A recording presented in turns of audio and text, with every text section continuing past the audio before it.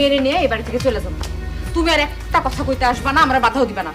খবরদার কই দিলাম রাশেদ, তুমি যদি আর একটাবার বাধা দাও না, আমার মাইয়ার কসম লাগে আমি এখানে আবার শেষ করে ফেলাম। মা, ভাবি এসব কি কয়? কি হইছে? তোর শ্বশুর বৌমারে অনেক আজে বাজে কথা কইছে। কইছে কি যে বড় বৌমা যদি এই বাড়ি থাকে তাহলে উনি উনার মাইয়া নিয়ে যাইব গা। বিয়ার সময় যে টাকা পয়সা নিছস সব টাকা পয়সা দিতে কইছে। আরো একটা কথা কইছে, মা হইয়া কইতে আমার লজ্জা করতেছে। কইছে বৌমার সাথে তোর নাকি অবৈধ সম্পর্ক আছে।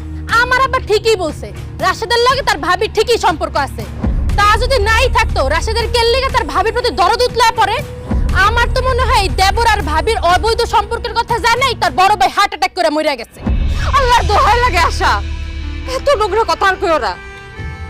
রাশেদ আর আমার মধ্যে কোনো সম্পর্ক নাই, রাশেদ আমার ছোট ভাইয়ের মতো। দুনিয়াতে দেবর ভাবি নাই নাকি তোমরাই খালি দেবর ভাবি? হ্যাঁ, এই বড় ভাই কারো থাকে না? বড় ভাই কারো মারা যায় না? আজকাল তো বড় ভাই মরে গেলে দেবররা ভাবির দিকে তাকাই দেখে না।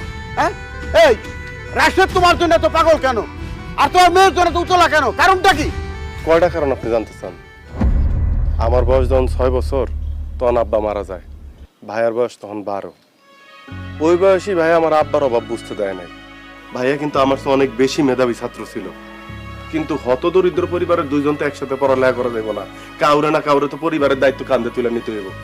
সেই দায়িত্বটা কাঁধে তুলে নিছিল আমার ভাই, আর আমার কাঁধে তুলে দিছিল পড়ালেখার দায়িত্বটা। তো ভাইয়া তো ওই ছোট্ট বয়সী মানুষের খেতে খামারে কাজ করা শুরু করলো, আর আমি ফুল বাবু এই স্কুলে যাই। এইভাবেই চলতেছিল আমগো দিন। যখন আমার মেট্রিক পরীক্ষার সময় হইলো তখন ভাইয়া ভীষণ অসুখে পড়লো। হায় রে জ্বর, হায় রে বমি, ঘরে ঠিক মতো ভাত নাই। আমার ফর্ম ফিল আপের টাকা আইব কোত্থেকে? ভাইয়া এটা টের পাইলো। ভাইয়া আমার কইলো টেনশন করিস না, আমি আছি না।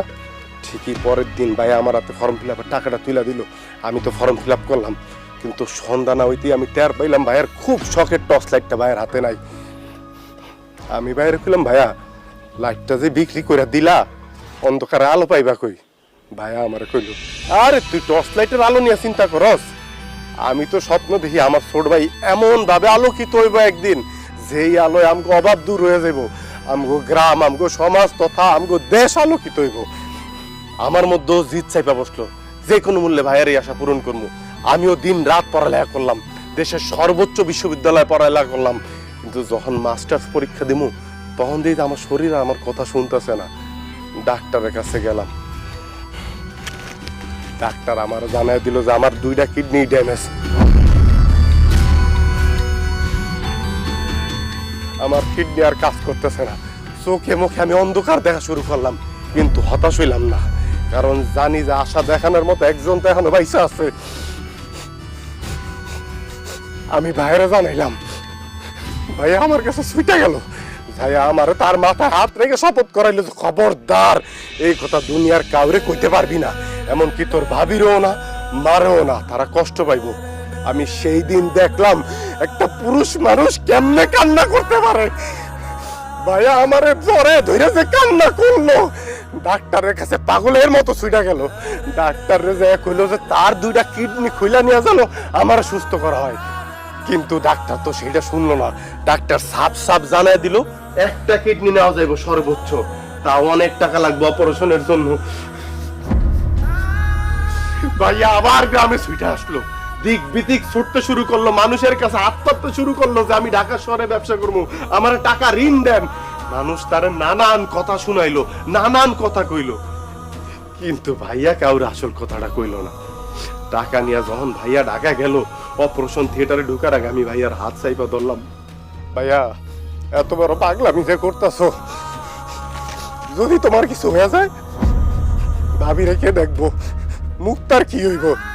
ভাইয়া আমার দিকে হাসে কইল, আমার কিছু হইব না, আর যদি হয়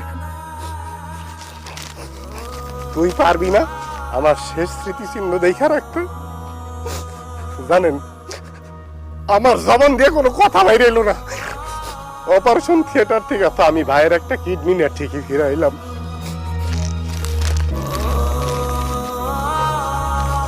কিন্তু সারা জীবন অমানবিক পরিশ্রম করা, হাড় ভাঙা পরিশ্রম করা, ওই ক্লান্ত শরীর নিয়ে ভাইয়া আর ফিরাইলো না।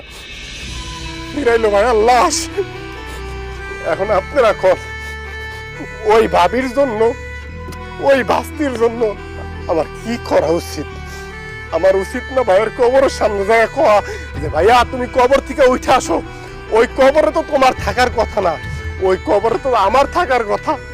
তোমার তো এই দুনিয়ায় তোমার বউ সন্তান নিয়ে শান্তিতে বসবাস করার কথা। বলেন এই কথা আমার কর কথা না? আরে বাংলাদেশের প্রত্যেকটা ঘরে এইরকম একটা করে ভাই থাকে, যারা সারা জীবন পরিবারের প্রত্যেকটা সদস্যের জন্য কোনো কিছু চিন্তা না কইরাই কুলুর বলদের মতো কইরা যায়। তাদের ঋণ শোধ করার মতো ক্ষমতা বাংলার জমিনে এমন কোন মার সন্তান জন্মায় নাই যে শোধ করব। যেমন আমি পারি নাই, আমি পারি নাই আমার ভাইয়ের ঋণ শোধ করতে, আমি পারি নাই।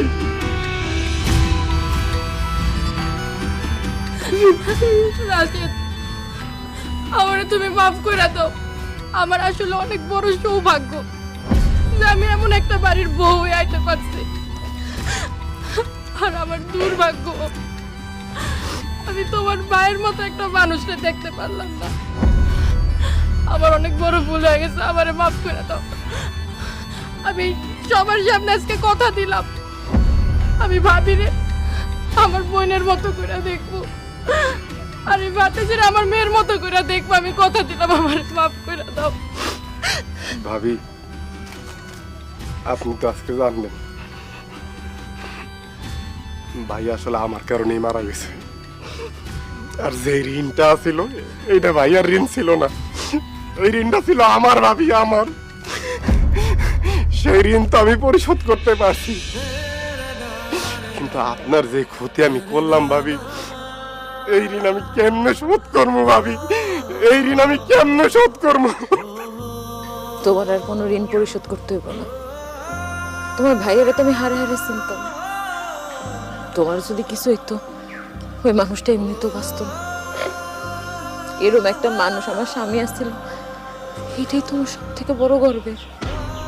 জানো, আমি আর কিচ্ছু চাই না।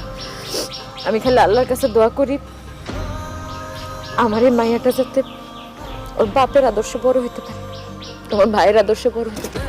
আমি তো আমার ছেলের চিন্তাম, বাপ মরা থেকে ত্যাগ করে করে যাইছে সেটাও জানতাম, কিন্তু এত বড় শান্তি আমি জানতাম না।